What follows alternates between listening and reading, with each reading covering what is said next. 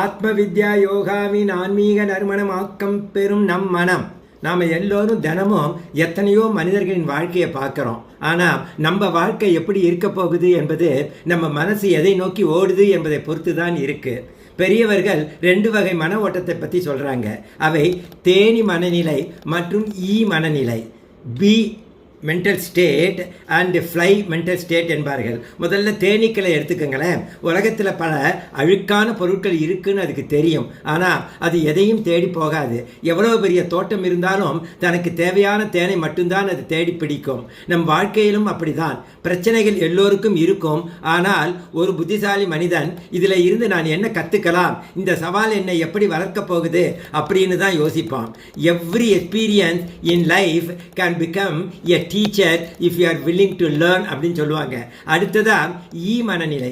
ஒரு மலர் மேலே உட்கார்ந்தாலும் அடுத்த நிமிஷமே சாக்கடையை நோக்கி ஓடிடும். அதோட கவனம் பூரா அழுக்கு மேலே தான் இருக்கும். நம்மில் பல பேருடைய மனசும் இப்படி தான் இருக்குன்னு அவங்க சொல்கிறாங்க.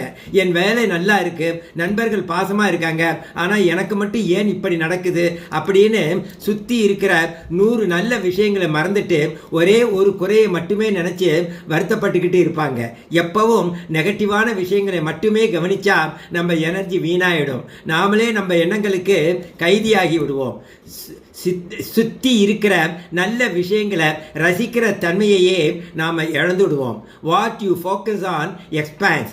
Choose to focus on the nectar, not the dirt அப்படிம்பாங்க.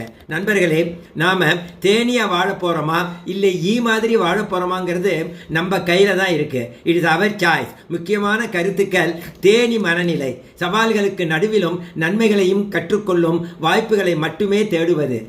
மனநிலை. சுற்றிலும் எவ்வளவு பாசிட்டிவ் இருந்தாலும் ஒரே ஒரு குறையை மட்டும் பிடித்து கொண்டு கவலைப்படுவது. எண்ணமே வாழ்க்கை. குறைகளை மட்டுமே பார்ப்பது பழக்கமாக மாறினால் நிம்மதி போய்விடும். எதையும் நேர்மறையாக அணுக பழக வேண்டும். தேனியைப் போல நல்லதை மட்டுமே தேடி எடுப்போம். வாழ்க்கையை அழகாக்குவோம். இறைவா நன்றி.